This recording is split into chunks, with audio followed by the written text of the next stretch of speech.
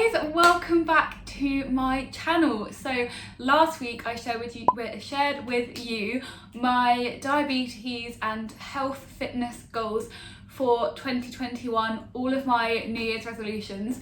So this week I thought I would share with you my tips on how to achieve your goals for this year. I always link diabetes and fitness because they really do bounce off each other. The fitter I am and the more I take care of my overall health, the better my diabetes management is because my insulin sensitivity is increased, I'm sleeping better, I'm doing more low intensity exercise which really helps reduce blood sugars.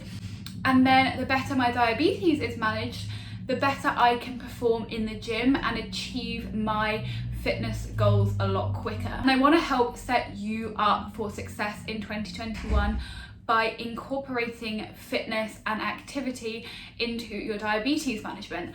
So I'm gonna structure this video with common problems that people face and then give you a solution to that problem so you feel confident that you can start this year feeling happy and healthy and confident with your diabetes and your health and your fitness. The first and most common problem is motivation, and I have a couple of things to help you get over this motivation hurdle. The first thing is to pick a singular goal, make a plan to get there and stick to it. So for example, let's say your goal is fat loss. Your plan to get there needs to be to eat in a calorie deficit, to get in lots of steps or low intensity exercise throughout the day, and to do some form of resistance training is ideal, or any form of exercise. Don't fall into the trap thinking that you have to do hours and hours and hours of cardio to lose weight, because that is not how you have to go about it to lose weight. If you want to know more specifically about fat loss with type 1 diabetes, then I will link my video all about that to this one. But for this video, I'm just going to stick to tips to get to your generalized goals. So that's like an example of a fat loss goal. Whereas if your goal is, for example, to build muscle, obviously you need to be doing some form of resistance training, ideally weight training, because that is going to get you there fastest. You need to be eating in a calorie surplus and you need to be getting lots of sleep. They're kind of the basics, but obviously there are loads more things that go into it. But again, this isn't about fat loss or muscle building, this is just about getting you to your goals. The second tip to help overcome a motivation hurdle is to find a form of exercise that you enjoy, and don't spend hours trying to do weight training or running or cycling or something that you hate, because you're going to spend a long time convincing yourself to get up and do that workout every day, and you're also going to hate it. You need to have a goal, but that goal doesn't have to be aesthetic. I currently don't have any aesthetic goals. I don't want to build muscle, I don't want to lose fat. Obviously those things are nice, but they're not what I'm striving for. My goal right now is to feel healthy, feel energized, and manage my diabetes as best as possible. That is my goal, and so my plan to get there is eating healthily and doing exercise. And the things I enjoy right now are weight training, running, and like circuit style things sometimes if I'm in the mood. But the thing is, if I'm in the mood, you have to find things that you enjoy, whether that's Pilates, cycling, swimming, going to the gym, doing group classes at the gym, going to a spin class, whatever it is that you enjoy. That is a surefire way to make sure that you're going to get up and want to do that workout. You often hear me recommend weight training because that's realistically going to have the biggest, most immediate and easily progressible effect on both your physical appearance and also your diabetes, because it increases your metabolism, increases your insulin sensitivity. But you don't have to do weight training. If you do want to know more about weight training and how it affects your health in general and your diabetes, then I'll link my What I Wish I Knew When I Started Weight Training with Diabetes video to this one, because yeah, it has really changed my life and the way I think and feel about exercise, because I used to hate it. But again, anything that you enjoy is the best place to start. And the third thing to help with motivation is exercising with a friend, obviously when it is safe to do so in terms of the COVID restrictions and whatever the rules and regulations are where you live. But exercising with a friend can be so motivational. I know when I first got into running, I hated it, and so I had to go with someone. Exercising with a friend can be super motivational, especially if it's something that you are nervous to do or you're trying for the first time. Going to the gym for the first time can be really intimidating, so taking a friend can be a really good place to start. Another common problem that I hear is that you don't have time, and my solution to this is to make time. You can do things like meal prep. I personally meal prep all of my lunches on a Sunday night for the week and all of my breakfasts, and then they're sat in the fridge ready to go.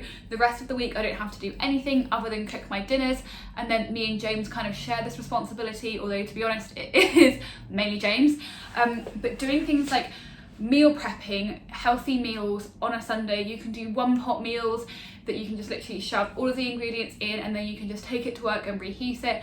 I'm quite boring and I like to have like a cold lunch, so I just make a load of sandwiches on a Sunday. They're still good by Friday, and then it's done, and I chop up little like vegetable sticks. I take them with my sandwich, and then I go to the local Sainsbury's, buy a pot of hummus, and that is my lunch along with some fruit.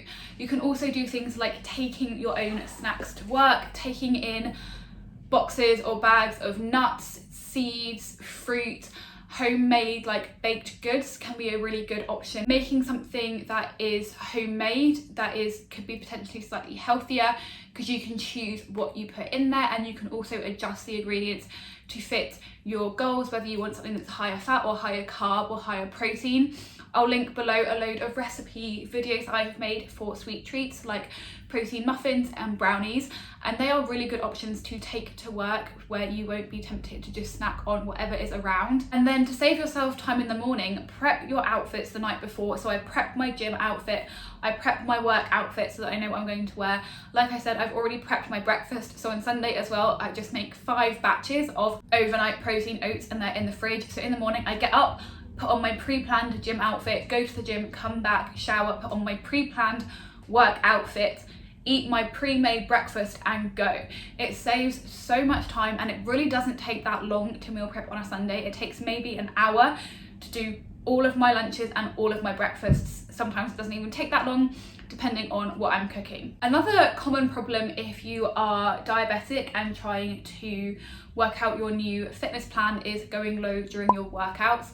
And obviously the main thing to combat this is to eat before a workout. Have at least some carbs before a workout. You should be doing this whether you're diabetic or not, especially if you are a woman, because training fueled is super important for hormone health and overall good health while training. If it's super early and you don't want to eat, do what I do, and I literally just have a banana to get me up and going to the gym, and then I have my proper breakfast when I get back.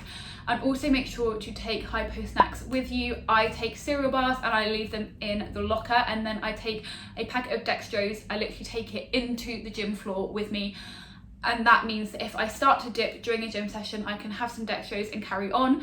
If I go too low, and obviously if I'm feeling hypo and I'm feeling unsafe to exercise, then obviously I'll stop. But it's just one extra barrier that I can put in place to help ensure that I can complete as much of my session as possible before needing to stop for a hypo. On the flip side, a lot of people have a problem where they go high either either during or immediately after a workout, and this happens because of a release of adrenaline, which increases your blood sugar. So this is especially kind of common for things like HIIT training, something that is very much more intense than you are used to, will release adrenaline and can increase your blood sugar. So in these situations you may find that you actually need more insulin for these types of sessions than you would normally. But again, this is individual to everyone, so you will just have to carefully monitor how you react over the first few sessions and then adjust your insulin accordingly. But don't just fall into the trap of assuming that exercise equals lower blood sugar equals less insulin, because it doesn't always. Another problem is hypos after your workout, even a few hours post-workout. So for those immediate post-workout hypos, I would suggest trying to eat as soon as possible after your session, ideally within 30 minutes. Eat some form of carbs and also protein, because this is what's going to help replenish all of your muscle glycogen, help you build muscle, and also avoid those post-workout blood sugar spikes. And then hypos later in the day can be common because, especially with things like weight training or any form of high intensity resistance training, this can really increase your insulin sensitivity throughout the day, up to even 8 hours afterwards. So you may find that you need to reduce your insulin doses for meals even a few hours after your session. Again, this is totally dependent on your individual body and each individual exercise session that you are doing. So it's something, again, that you're going to have to monitor yourself and then create your own plan dependent on how you react to various forms of exercise. Another problem that can hit normally a few weeks into your new year, new me is burnout. And I don't just mean feeling unmotivated and feeling tired, but also hitting a plateau. And this is because in order to make progress, whether that is building muscle or losing fat, you need to allow your body time to recover, which means getting enough sleep, dependent on how much sleep you need as an individual. 8 hours is a very guideline recommendation, but some people thrive off a lot more or a lot less than that. So however much sleep you need, and taking at least 1, but ideally 2 rest days a week, especially if your sessions are really, really high intensity. You will probably need 2 rest days a week, because your body needs that rest to build muscle. And also equally, if you are trying to lose fat and you're going at it way too intensely, your body will actually go into survival mode or starvation mode and hold on to your fat because it thinks it's going to need that for energy later on. So taking rest and not going balls to the wall 100% is really important. And the final problem that I wanted to address is that a lot of people just don't know where to start. Now, obviously, if you're doing something that's not in a gym setting, then just start by doing whatever activity it is. So if you want to start tennis, then just start tennis. If you want to play football, find a football club. But if you want to get into the gym and you don't know where to start, there are so many things you can do. If you have the resources, you can hire a personal trainer, either for just one induction session or for a month or 2 months, as long as you feel like you want a personal trainer. You can do your own research. YouTube is a great place to start. I shared recently a whole week of home dumbbell workouts, and dumbbell workouts are actually a great place to start if you are a beginner, because it means you can just get a pair of dumbbells, get yourself to one corner of the gym and do the whole workout there without feeling like anyone is looking at you or having to move around the gym and navigate yourself around within those first few days. It can be quite intimidating, and you don't want to look like you don't know what you're doing. So you want to look like you know where you're going. And so yeah, just having a dumbbell workout can be a really great place to start as a beginner. Planning your sessions before you go to the gym is super important, because it saves you, number one, getting there and just being overwhelmed and not knowing what to do. It saves you time trying to think about what you want to do, and it also saves you from just feeling and looking like a lemon when you arrive and just wander around being what am I going to do now? Having a plan before you go in is super important.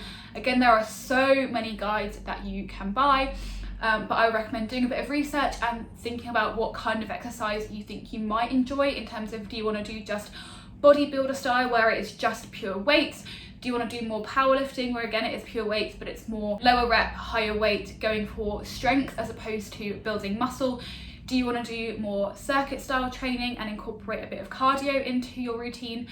What do you want to do? And then find guides that fit that, and just have a plan before you start. So that is everything I wanted to cover in this video. I could go on for hours about fitness and diabetes, so please do comment below any videos that you want me to do related to diabetes or fitness, whether you want it to be more about fat loss or muscle building or being a beginner. Let me know and I'll make those videos for you. And make sure you are subscribed, because next week I'm going to be heading back to some Dexcom videos. I'll be sharing my review of the Dexcom after 30 days. But for now, that is it for this one. I hope you guys all have a fantastic day, and I'll see you in the next one. Bye!